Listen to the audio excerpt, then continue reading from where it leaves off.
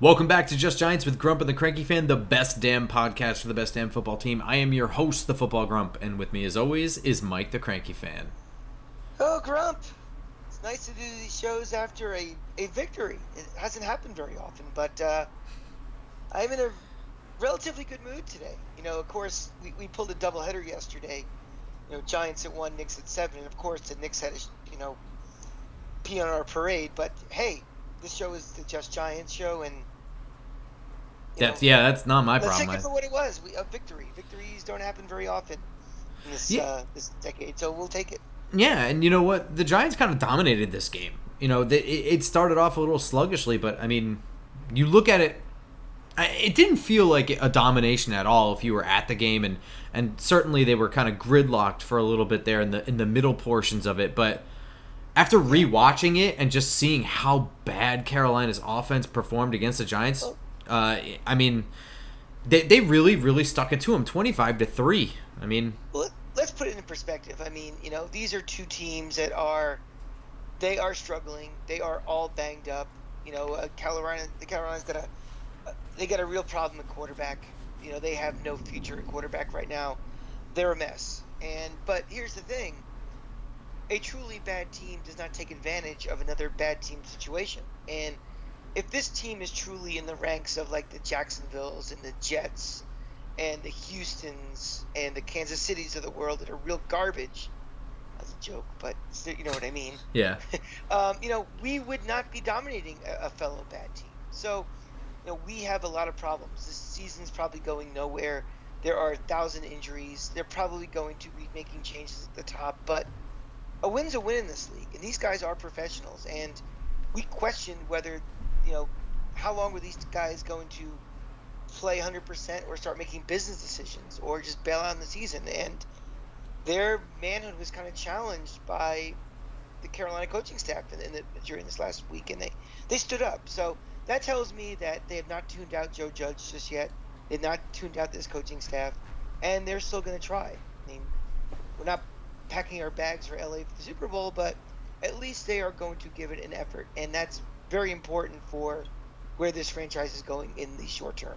Well, yeah, so I was going to ask you, this was a statement game, I think, for the team, just for themselves, right? Like, I mean, not just come out there and squeak out a win, which, looking back on 2020 and how successful they were, I mean, most of those games were squeak out wins. And, one of the points that I made at the end of the year was, you hope that you build, your talent up so that these games that you're winning by squeaks now become multi-score wins, a 10-point win, a 9-point win, something like that, where now you're really seeing that when you go up against the tougher competition, those are the games you're squeaking out, whatever, right? So, I mean, again, the big asterisk that this team is in no position to be saying we should do more than squeak out a win against every I know. team. Well, I'm not even.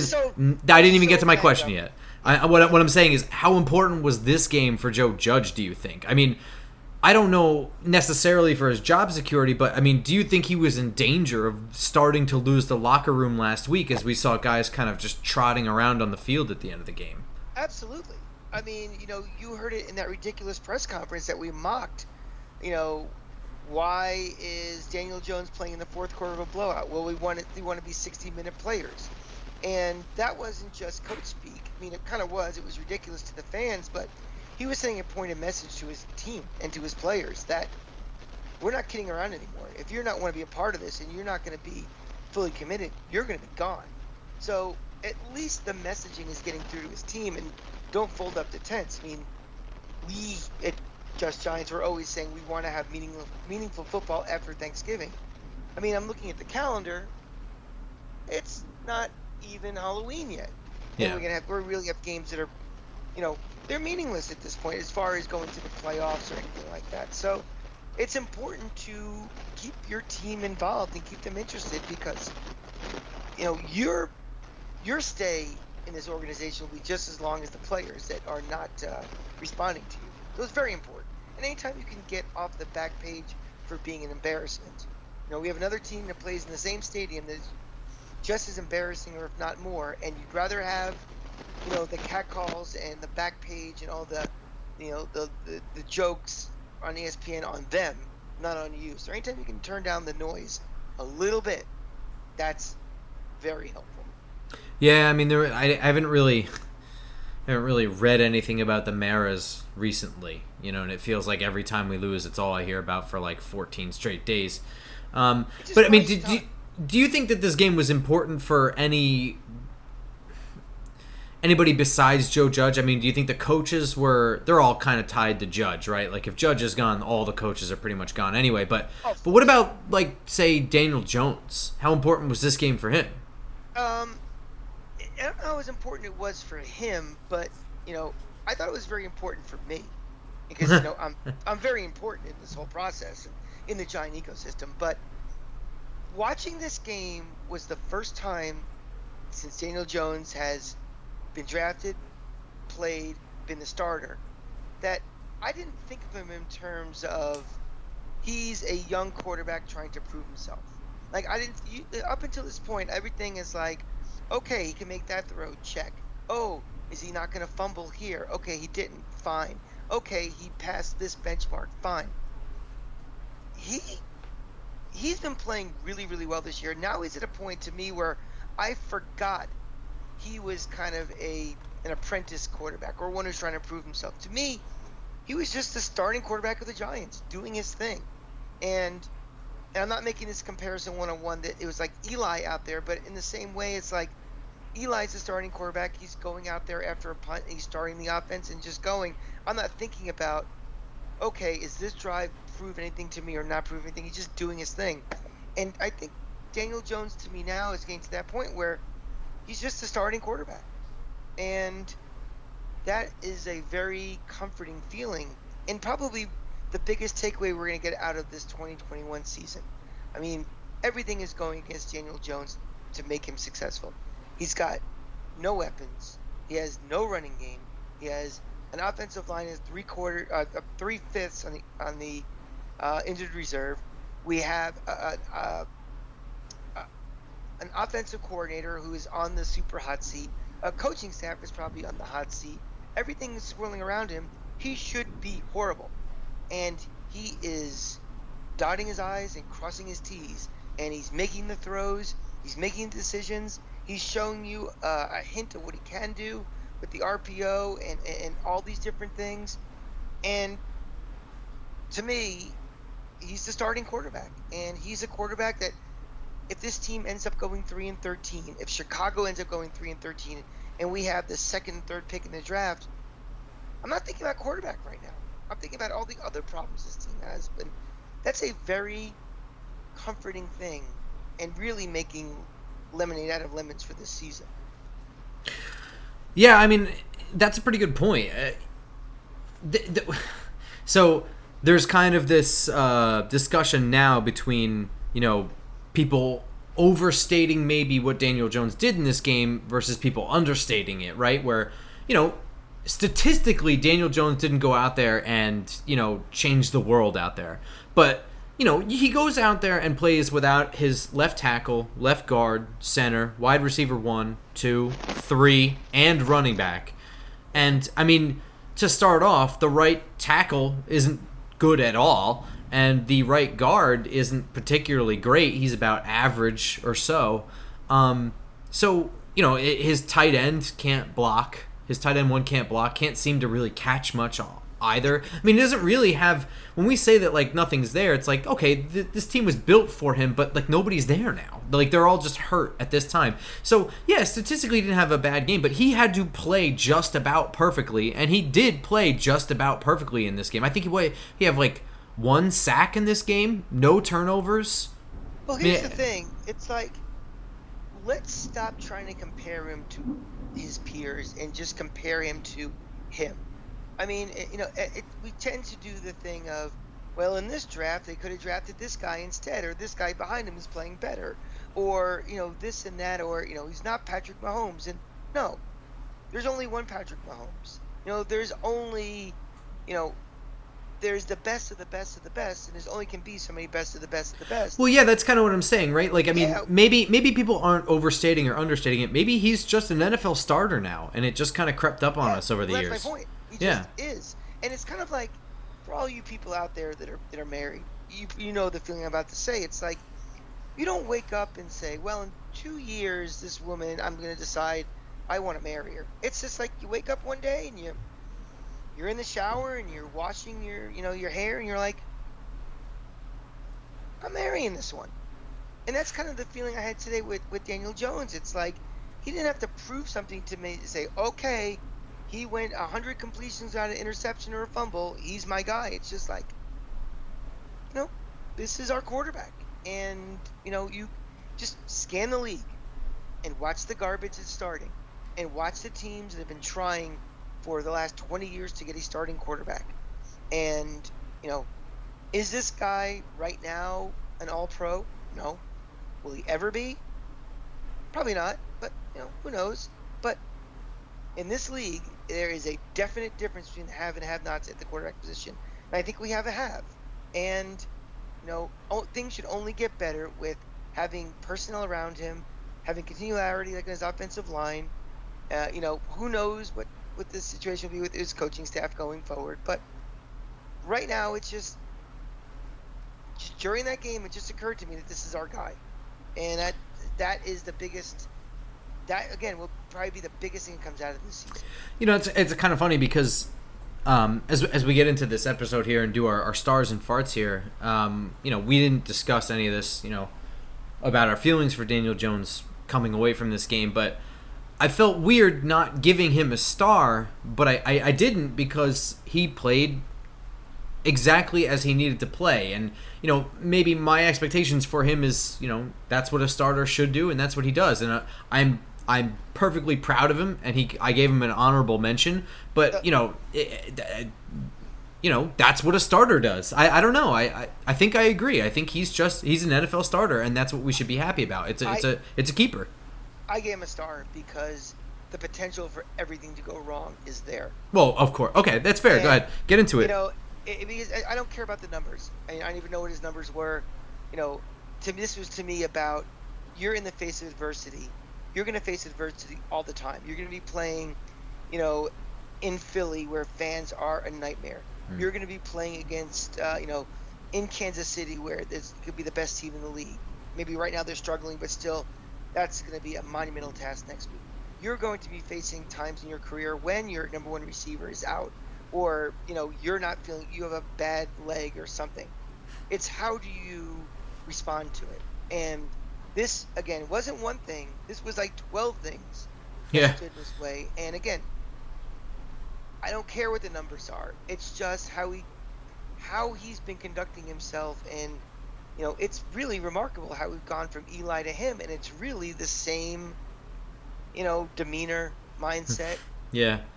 All that. It's really something, and it's what you need in this, on this team, in this league, in this town, all of it. And it's he gets a star for me for just being himself and growing into being him.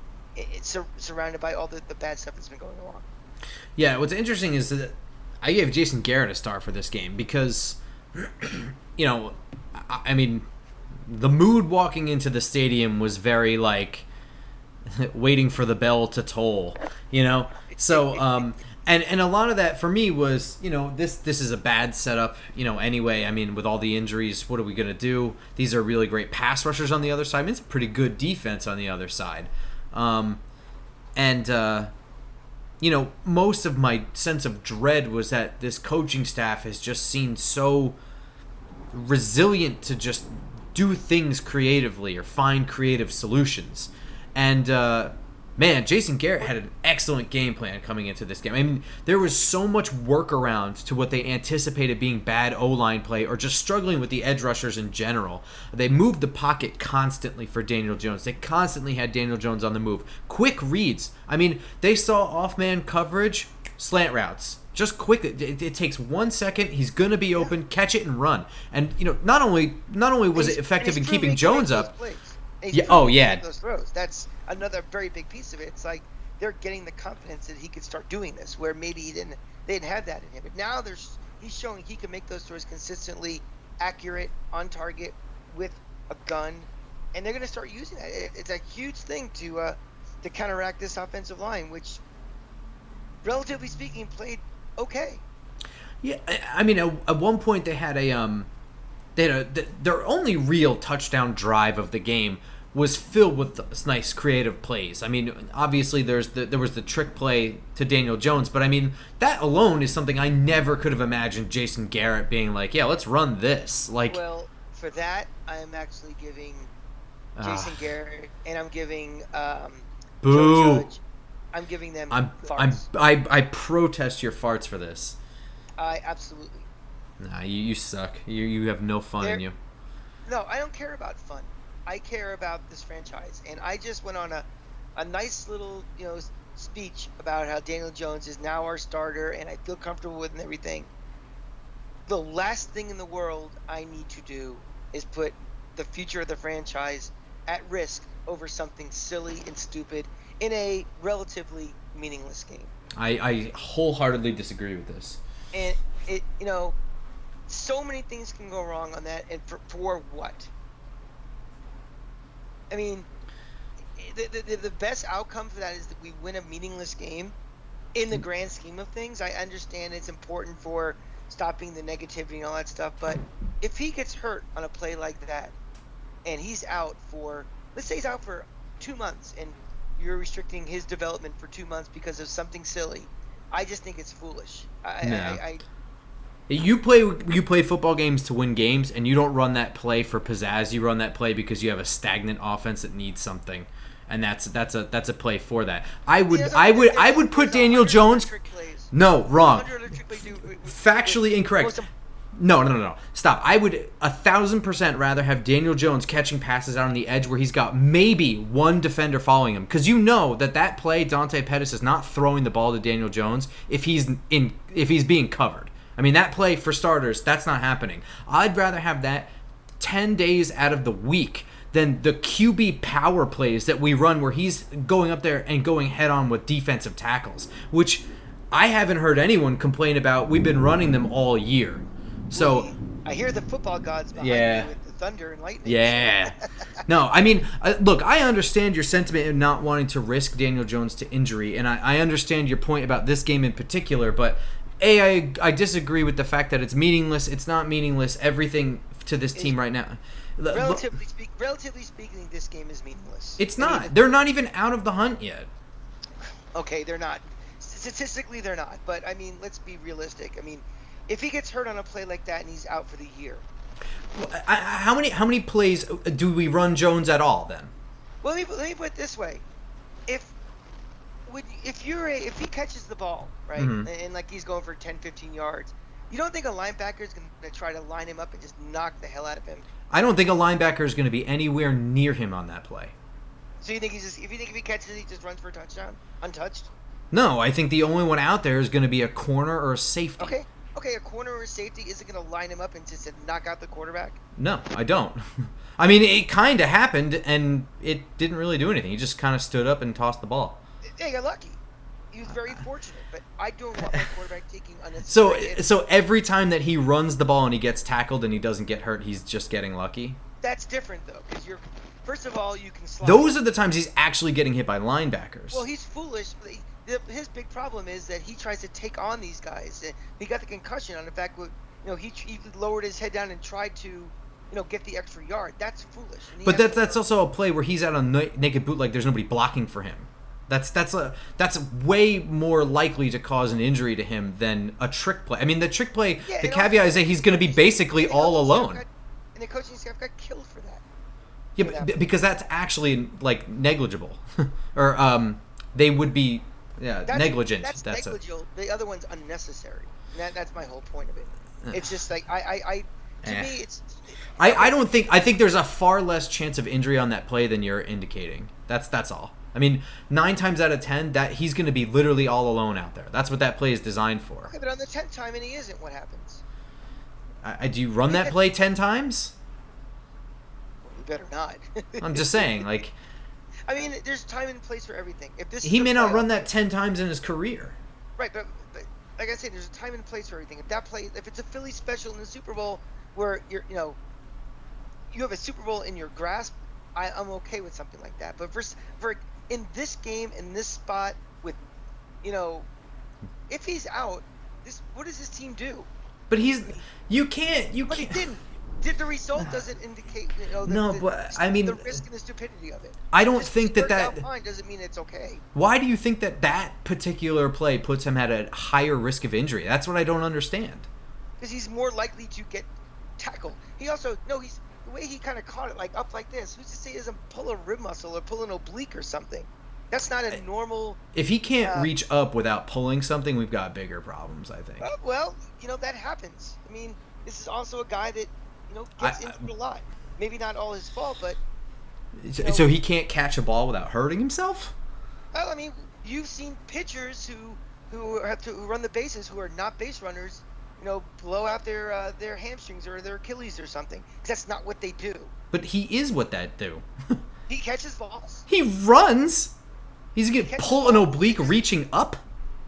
Sure could. I mean, that's not a normal activity of his. I just think it's Cranky fan. He gets hit for a living behind this offensive line. He is in more danger in the pocket behind Nate Solder. I don't even think that's subjective. I think that's an objective fact I just said. But those are different types of hits you take. I see what you're saying, but I also disagree. Yeah. I mean, okay, I'll say this. The gain from it's worth it. That's my point. Here's what I'll say. You don't run that play. If they were up 38-11 like LA was last week, and they still have Daniel Jones in, and they run some bullshit like that, or if it's a preseason game, you run bullshit like that, I agree with you that there's a time and place for shit like that. I'll say that. I don't think you run it when you're 1-5 and your season's basically over. I still don't. I know you're trying to win the game. That has nothing to do with the fact you're not trying to win a game when you're 1-5. But in this situation, I just think it's foolish. I don't know. I just don't think that play leads to injury the way you think it does.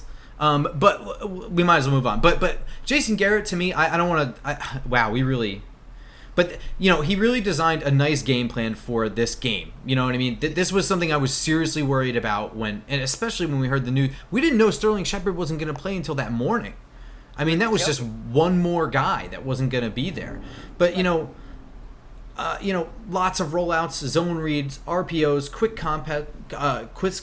concepts, and it was one of the first times I could actually say that Garrett put Jones in a position to have success. Over the things that Garrett has control over. Something? Maybe that's just a sign of a coaching staff that's kind of adjusting and learning on what their quarterback can and can't do. I hope so. I mean, something, if we go back to seeing the stagnance that we see, against Kansas City, then it's like, well, okay, what happened? But if we see some of the things that worked and being incorporated more into this offense, and and again, part of that is because of the rest of the other 10 guys on the field with him at the same time. Necessity is the mother of invention, and maybe that's just what he had to do. And if these things work, and he's maybe we're seeing something different from Jason Garrett, and maybe I don't know if it's enough to save his job in the long run or not, but maybe enough for him to land a new job. Well, that could be. I mean, who knows? He might get thrown out with the bathwater if there's a complete overhaul. It seems that all possibilities are on the table right now. I wouldn't be surprised to see him get a head coaching job because of what he did to help Daniel Jones. Because, I mean, the turnover issues are going to be linked to being resolved under Judge and Garrett, right? Sure. So, I mean, there's going to be that factor to it. And if he continues to if Daniel Jones gets his weapons back, I'm not going to be surprised if he has several 400-yard passing games coming down the line, especially if Andrew Thomas three. What? No, I stand by that statement. A couple. Oh, no, I'm shaking my head in complete agreement. Yeah, especially if Andrew Thomas comes back as soon as we think he is going to, because I don't think either injury he has is super serious. It's just that it's both he's on feet. IL, so he has missed 3 weeks. 3 weeks. But if he comes back as soon as we think, and Kadarius Toney's better, Kenny Galladay's better, Saquon Barkley's better. I mean, think of all these guys coming back. Matt Skura is kind of rounding out that left guard spot a little bit. Billy Price is getting a little bit, better at the center position, I guess. But I'm such a pessimist right now that I feel like we're never going to see all of those guys back together. I know. It feels like that. It's going to be like, well, maybe Galladay's back, but Barkley's out longer. Yeah. And then, all of a sudden Shepard's back, but then he gets hurt again. So this is kind of the rotating cast of characters we have. We may all never see them at the same time, and it may not be in time to save jobs at the coaching staff or the general manager who picked them. But you're going to see, this is kind of the bottom of the barrel right now of what the talent level of this team should be. It can't get. Yeah, I was going to say I don't think he'll ever have less weapons to deal with ever. Or it's less tools. I mean, you count the offensive line he was behind. Exactly, because during the rest of the season, these guys will start getting more and more healthy. There'll be an off season where they'll address concerns via, the draft, free agency, trade, undrafted free agency pickup, whatever. So, yeah, the question is going to become, who does ownership want to make those decisions? That's why I'm not even sure you're going to see much movement at the trade deadline. Yeah, I'm not expecting that much either. Yeah, well, I think the bigger reason, one, this team is 2-5, and playoff hopefuls are pretty unlikely. But B, if they're not sure if Dave Gettleman's coming back or not, whether they fire him, he retires, they mutually agree to move part forward, why would they have Gettleman? Basically, the beginning of the offseason starts with the trade deadline. And if they're not sure what their plan's going to be and who's going to do it and what vision they have, I think they're just going to have status quo until the offseason. And then, see who's in charge and what they want to do. Yeah, it makes sense. Other people that impressed me, I'm going to give another star out. It was really too hard to single out a particular person on the defense, but I did the best I could, and I came away with Adoree Jackson. In addition to the entire front seven. So those are my last two stars. I really couldn't, we'll start with Adoree Jackson, and the reason why is because I feel like because of his contract and because the defense hasn't played well yet at all, really, until this week, and because he's had some dropped interceptions, he was hurt a little bit in the spring. Adoree Jackson seems to have been this very, very, very controversial figure and was opened up to scrutiny immediately. So, if he didn't start making plays right away, people were going to say that it was a bust investment, whatever. And, I've been pretty critical of him. Dropped interceptions in the end zone that could have sealed games, things like that. He's gotten a lot of flack, and it's not entirely undeserved or deserved because it's not his fault. He commands a lot of money in the market, but I thought on Sunday he played. His benefit that he does. Yeah, but also, it's the opposite. I think that he's also played better than people give him credit for. I don't think he's been bad at all. I think objectively he's been pretty good. He just hasn't come up big in big moments, is what you pay those guys for. But I thought on Sunday he played excellent, and mostly where you notice it is in the run game. They were trying so hard to get runs out on the edges on us, and all of the edge defenders were contributing, but I saw Adoree Jackson more than once come flying up to seal the edge and either make the play to take on the lead block or make the tackle himself. He played outstanding. Which has been the Achilles heel of this team lately, is just running outside on the edge and just destroying us. Well, not only that, yeah, absolutely, but also the tackling. Those two things have been farts for us 3 times, I think, this year. It was bad tackling and contain on the edges. So, I thought Adoree Jackson deserved one, so I threw one to him. I appreciate the work you do on this show, Grump, and what we try to do here is not say the obvious things. Like Azeez Ojulari was awesome. And yeah. It'd be very obvious to give him a star. So it's not that we're snubbing him or anything, but we try to on the show think a little differently than what the herd says, and come up with our own little things. And to me, I give a star to Leonard Williams. There you go. Yeah, I agree. Yeah. Because something, he's the guy who makes a lot of money. He's the guy that kind of, the way, depending on how you looked at it for the last year and a half, kind of helped this franchise hostage a little bit about what they're going to do. Are they going to re-sign him? They gave up a lot in the trade.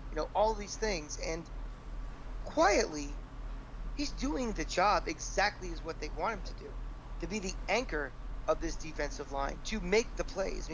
What do you have? He had a sack and a half, I think, yesterday. Yeah, but he was playing like an animal last week too. He really came to play last week. He's all over the place. Yeah. And it's one thing to sign free agents. It's one thing to get big draft picks. But when you have a situation like this where not only is he getting paid a lot, the expectation based on the drama we had to deal with for the last year and a half with him, it puts more pressure on him to do his job and do his job well. And he is doing just that. So I give him a star as a, it doesn't, he may not have the 15 sack season. He may not have the gaudy numbers, but this is a star to say, hey, babe, we acknowledge, we see the work you're doing, and you are doing good stuff. We don't need the gaudy stuff. You're just doing your job, and that's very needed on this defensive line. That's, and this defense that, quite frankly, needed a little confidence boost. And I think a game like yesterday really helped that. I completely agree with you, but also I think he's having a statistically better year at this rate. It doesn't feel like it, though. I guess maybe it doesn't because the defense has sucked. Yeah. Yeah, and I think no one's just stopping to think about it and be like, hey, did you realize he has X amount of sacks? Or yeah, I think he has one sack more than he did at this point last year. I think he only had like 3.5 last year at this point. But I mean, absolutely. I had trouble really pinpointing. I didn't want to give it to Leonard Williams because also, Azeez Ojulari had a really great game. And, I thought Austin Johnson had a great game. So when I looked at the entire front seven, because I was looking at, there were big splash plays. I mean, they couldn't run the ball for anything against us. Well, when you're, the face of the franchise running back is out and you have a bad quarterback, then you're really getting rid of the run. Now you just kind of creep everybody up, and you try to run against us. It's a different situation where we don't have Barkley, but Daniel Jones is still being effective throwing the ball. You can't completely shut down the run because you have to respect the pass a little bit. We had no respect. Sam Darnold got benched. Yeah, that's outstanding. I mean, our defense. Well, I mean, listen to this. This defense put up 6 sacks, 7 tackles for a loss. They held Carolina to 3 points on a field goal that banked in, by the way. Yeah, exactly. Under 200 yards of offense, under 60 rushing yards. I mean, they did nothing they did worked.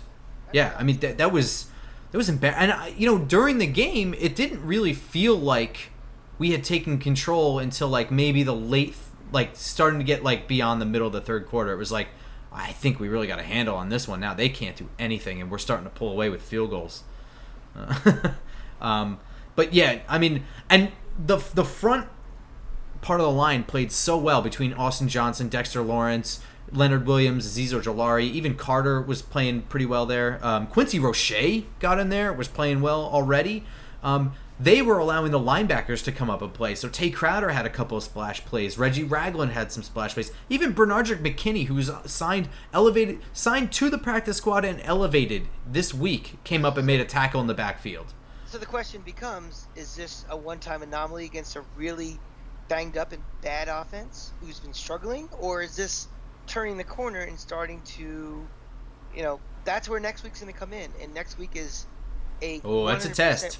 It's a real wild card because, Kansas City isn't Kansas City right now. They're scuffling just as much as, the other teams are struggling in this league. And, of course, they may snap out of it and score 45 points against us at halftime. Or if that continues, what's going on? So at least we're heading into that with some confidence that, maybe we can stop these guys. If we went in with a third bad performance in a row. Oh, man. But, like I said, what was our mood going in the parking lot? The mood was very like, ugh, here we go. I mean, I was trying not to think about it, to be very blunt. We were able to go hang out with Justin from Talking Giants and their tailgate, and good to see those guys again. It's always a party over there, and it's which is great. But I was really trying to not think about it. Yeah. Unfortunately. Oh, and their tailgate is very good for that. Oh, it absolutely is. It's a good mix of music, good mix of beverages that are drunken out of plastic bags. So, yeah, that's a good job. Thank you, Justin, for inviting us as always. And check out their podcast for sure. But, no, I'm at this point of the season right now, and this really hasn't changed much for you either. It's just like, all right, I'm not going to waste 4 or 5 more home games and experiences just because I think the season's over. I'm going to just, I'm going to smell the smell of sausages being barbecued. I'm going to smell the smell of beer. I'm going to, I'm going to, listen to Giant fans chanting, and I'm going to enjoy all that stuff. And it just right. Gets to me. So I was kind of like internally self-medicated for not thinking about the game itself. You're just being very zen about your surroundings I'm and just trying to be in my elder years as I approach the 5-0 next year. Approach a new zenness of like, well, might as well just enjoy my surroundings. So that I knew in the back of my mind that, like you had said, and I kind of was taking your mantra from last Thursday's show, that the more you watched the film, the more you thought there was a shot based on how banged up they were. And I was like, well, yeah. we're not facing the Rams again, or we're not facing the Bucks, thank God, or anything. It's a team that could be beat. So let's just see what happens. And we walked out of there feeling good. We actually left a little early, which is shocking. Yeah, yeah. All right. So aside from the farts you handed out for the trick play, did you have anything else pop a blood vessel for you? Not really. I mean, I think this team overachieved based on the roster they had to play with. I really do. Okay. Nothing really stood out for me. Anything standing out for you is really. Yeah, sure I mean, I watched the film more, and I have a couple farts to dole out. One, I'm not going to really harp on this one, but Nate Solder, I mean, continues to play. He's, you look at this line and we're complaining about what Daniel Jones has to play behind, right? You've got Matt Peart is playing left tackle, position he hasn't played since college at UConn. You've got, Matt Skura, who was taken off of somebody else's practice squad. He's playing left guard. You've got Billy Price, who they traded for, playing center, like a week before the season started. Will Hernandez is playing right guard, and Nate Solder is playing right tackle. So of those, Hernandez and Solder are the penciled-in starters at the beginning of the year. It's what they've been practicing, taking the 1 reps this whole time. And week after week, and even including this week, Nate Solder might have been the worst offensive lineman that we had out there. I mean, I don't want to harp on it because I feel like it's lazy, but I watched the film and I'm like, he's on his back again. He's on the ground. I mean, it's kind of like he has a fart permanently tattooed on his tush right now. but let's all be honest. If we weren't for this injury situation, he would not be in the league anymore. Oh, absolutely. And let's be also honest, based on the way his contract was structured. If it wasn't structured in such a way that it was basically didn't cost anything to keep on the roster, he wouldn't be on this team right now. No, I understand. I mean, like, him being there is like, it is what it is. I get it, but I mean, I can't. It's a reminder to me of the state of the franchise right now. Some of it self-induced, a lot of it right now, because of the football gods and the injuries. So, yeah, he obviously is not an NFL caliber offensive lineman at this point, but he's a placeholder at this point, and I don't, he knows it. Giants management knows it. The coaching staff knows it. The rest of the offensive line knows it. I don't know if some of the meatheads in the stands know that or realize it, but he's here until he's not.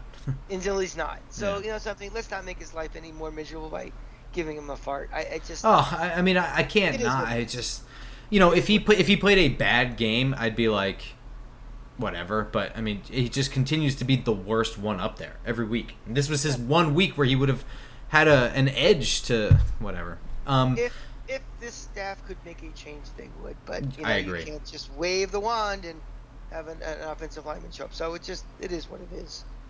The other thing, I have a couple other things here.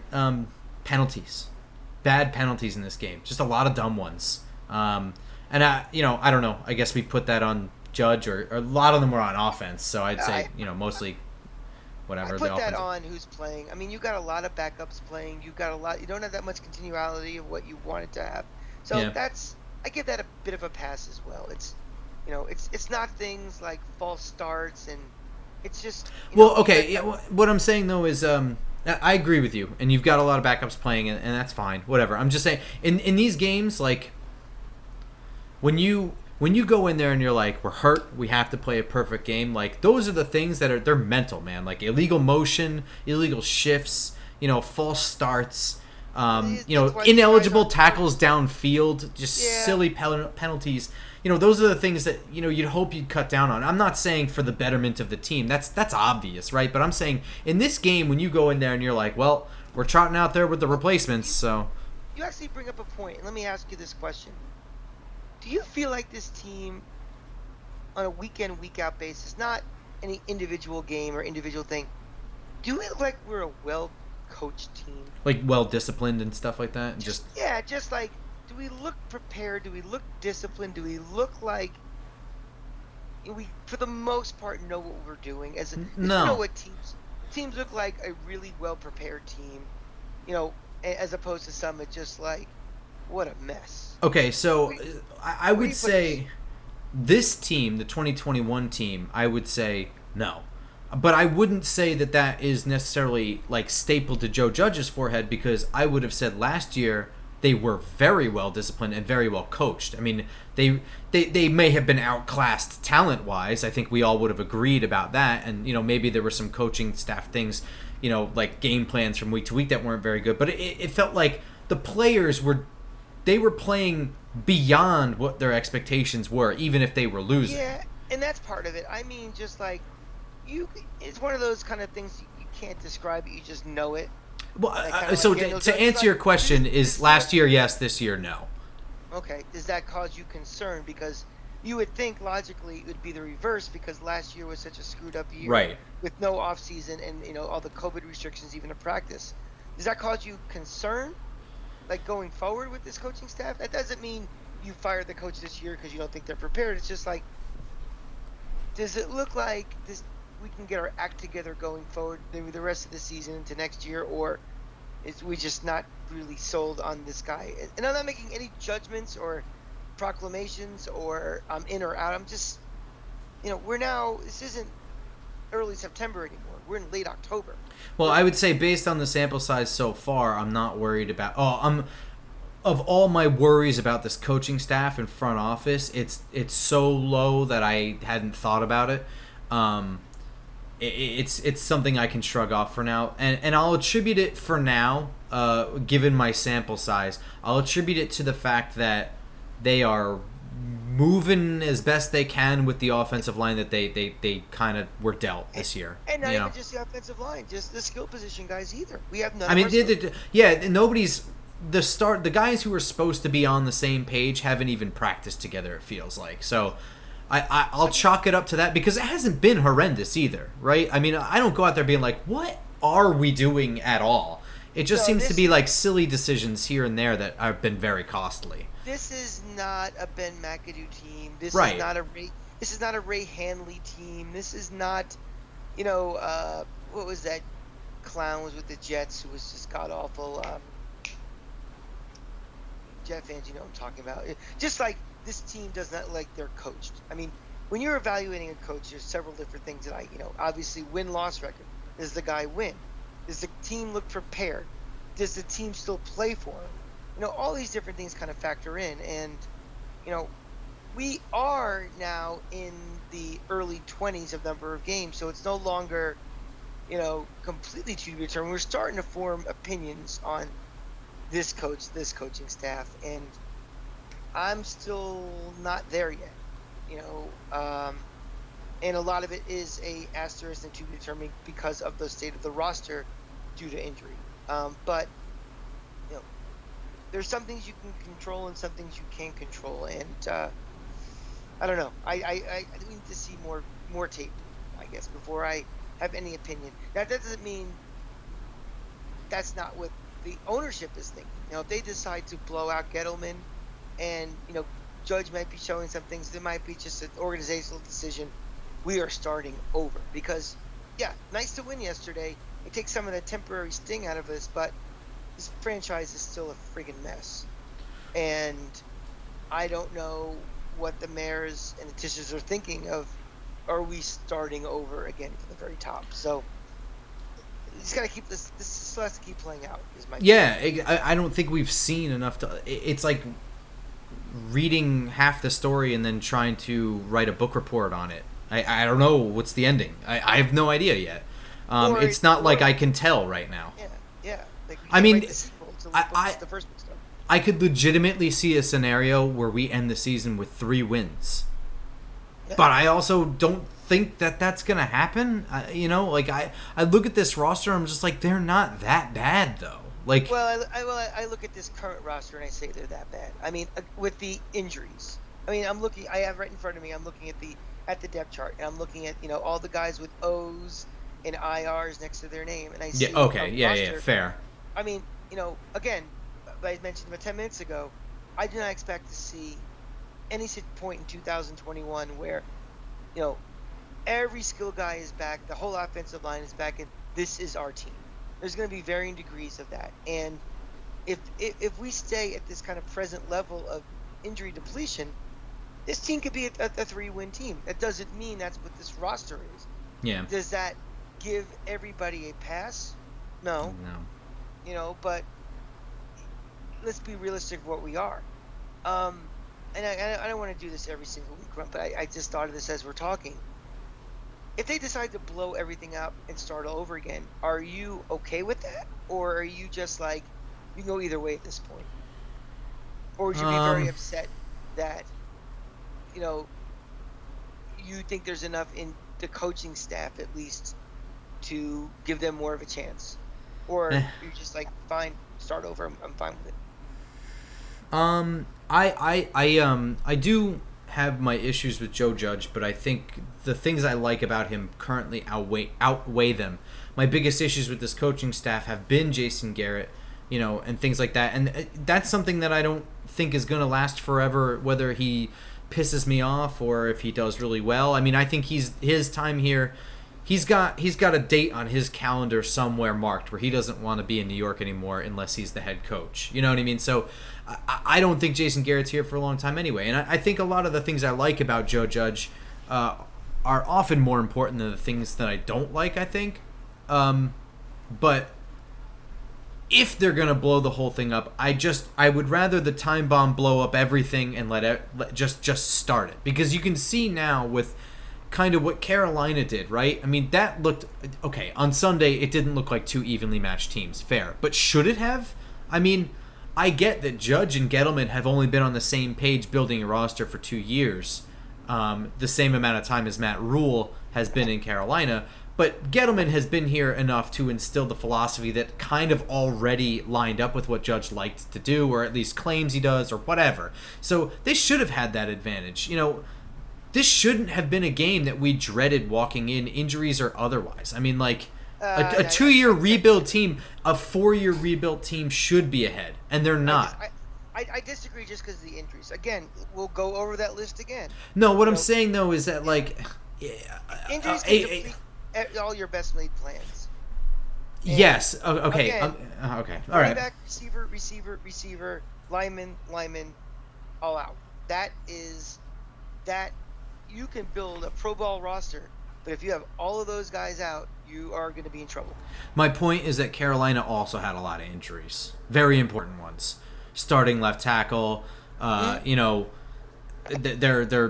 big linebacker has been out. They went out and got this corner. He's not there. They drafted a corner in the first round. He's not there. I mean, they're missing some major important pieces too, which is why still the point remains is, yes, those injuries can decimate even a really good roster. The Chiefs would have trouble with that, but they would. Also felt like, I'm just saying, like, if Tampa Bay were suffering all those injuries, but they were playing Carolina off of their 3-game skid, it should still be Panthers fans going in there thinking that they're losing, not Buck fans, right?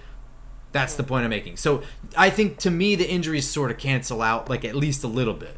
But I guess my point is, if they're going to fire one, fire all. And if the plan is for Gettleman to retire with a succession plan of whatever kind, then that's something else. Joe Judge will then, I guess, have earned his place here or whatever. I would be, if they keep Joe Judge, after, the Gettleman transition, I'm fine with it for right now. If they want to blow the whole thing up and start over again, I'm fine with that too. Right. Yeah, that's kind of how I feel. The only other fart I really had, it's really minor and it's kind of vague, I guess, but it just doesn't feel like... Does this offense ever feel like it comes out of the locker room ready to play, whether it's to start the game or after halftime? It just feels like their first drive always ends in a field goal at best. And coming out of the locker room, it always feels like we're getting our ass kicked, like, right away. Like, Daniel Jones takes 2 sacks on the first drive out of the halftime every time. Now you're talking Dan Mullinitis. Now that's something I deal with Florida every week too, is just starting a half, starting, the second half. It's just this flatness, and it Hmm. it takes a while to kind of get your sea legs in a game. And I don't know why that happens for some coaches and not for other coaches. I think again that goes back to my overall that Giants philosophy of playing things close to the vest, playing conservative, not trying to blow the doors off, the doors off at the very beginning of a game. You never see us going for the kill shot early on. It's just, let's feel a game out a little bit. If it's, 4th and 3, we're gonna punt. We're not gonna go for it. Stuff I like felt that. like Pat Where Shurmur did. I felt like Pat Shurmur, that was like the one. Our offense would do nothing, nothing, nothing, and then there'd be a bomb or something in there that would get us in field goal range or something. right, I think that's kind of a little the old school mentality of this team of, Yeah. it's like a 15-round fight. Like maybe round 1 and 2, we'll dance around a little bit. We'll kind of hit each other lightly, but we're just trying to feel each other out. And I think that's part of that is coaching of why we do that. And you know, it goes back to what does a 21st century team do? It tries to score a lot, as many possessions as possible, maximizing those possessions, not giving them away. Whether that means punting when you're on the 42-yard line, whether that means not putting pedal to the metal on your first possession. And I just think that's a mentality. And I don't know if that's the coach brought that in or that's been instilled on, that's what we want to do with the coach, or what, but that's how this team is, and it has been for a very long time. Yeah, I'm sorry if I would rather be Muhammad Ali than methodical, but just go right in there and I, down I goes want to be Frazier. Mike Tyson and just knock people out like in Yeah. the first 30 seconds. I don't want a round two. It's just I don't. butterbean. Yeah, I don't want to see the second quarter. It's still a game. Yeah, I like to. I'm with I you. mean, you look at teams, and this is more of a college analogy than the NFL, but look around at the scoreboard at you know, 1:15 on a Saturday afternoon. Georgia's up 28-0. Ohio State's up 35-0. Oklahoma's up 31-0. They're not pussyfooting around with, okay, it's 7-3 into the first quarter. We had a 13-play drive and we settled for a field goal. They are bang, bomb, bang, Yeah. do this. They put bad teams out of reach immediately. Yeah, That's it. and I don't expect that kind of level from college to the NFL to ever No. really be like that. But the philosophy absolutely should be like that, and that's what Tampa Bay does. I mean, that game was over before it even started. I put that on, and I think I walked away and I came back and I was like, well, this is over, and I just changed the channel. Exactly. And that's, when you have a team that you are clearly better than, the only way that team can compete with you is if the game is shortened. And if after a quarter the score is 7-7, we're not playing a 60-minute game anymore. You're playing a 45-minute game. So to me, you shorten the game the other way by just making the score that much more out of reach, so they are going to concede faster. Now you're right. The NFL is different. The talent from Yeah, the best to the Jacksonville worst. Yeah, is a lot different than what it is in college, but the philosophy should be the same. When you put pressure on a team, you force them to do things they don't want to do, whether they're garbage or whether they're a great team. And the more you take a team out of their comfort level, more out of what they prepared for during the week, you have a better chance to win. So I'd like to see that more. And again, that may not be possible now with, Barkley, Galladay, Shepard, right. Tony, Of all course, out. But it just seemed to be a when they trend come with this back, team anyway. yeah, get you. That's pretty much all we got. So I don't know. What do you want to do? You want to do an episode Sunday night for the preview for Monday, so we have all the most relevant information for it, or should we just do our standard Thursday night into Friday morning? I think we should do it Sunday night. I think Okay. I think we will have more information before the game. We can kind of go through what happened in the league on Sunday. You know, we're going to be hearing all week about what's wrong with the Chiefs, what's wrong with the quarterback, what's wrong with Andy Reid, what's wrong with this stuff, and we might be able to glean something out of that and give you some more time to do some tape. So let's plan on Sunday night. I'll be back from the cocktail party Sunday afternoon. I'll probably be in a pissy mood after getting destroyed from Georgia, but that's okay. We can focus on. Yeah, you know what? We'll also have relevant NFC East information by then as well. So That's true, because I've spent the last 45 minutes talking about how the season's over and it's done, but we're tied for second in the division right now. Are we? Washington has 2 wins, huh? It's 2 wins, yeah. Oh. There you go. Well, And- that puts us. Well, it puts us in last still, right? Because we have no division wins. Yeah, I mean tiebreaker wise, but I mean, if Dallas, this is the NFL, and Mm-hmm. as soon as you kind of assume and extrapolate something that's happening the rest of the year, it's going to change. I mean, who after week 1 had Kansas City all of a sudden 2-3, or whatever they are, 2-4, They're 3-4 right now. 3-4, having one game better than us. That's my point. And, anything could happen. Dak could get hurt, or something could happen. The offensive line for the Cowboys, and they're still the Cowboys. So It's true. Still Mike McCarthy down there. yeah, they snatched defeat from the jaws of victory quite a bit, this team. So logic tells you the season's probably over, but it's not officially over yet. It's So not. let's see what happens. Okay. All right. So then we'll see you guys Monday morning. So you guys have an excellent weekend. Maybe we'll do like a little mini episode of something for Friday morning. Maybe just our NFC East predictions or any storylines that may come up. So You might see one or two or both of us pop up on your feed for a little something. We won't rule it out. yeah, I know you Yeah. miss us.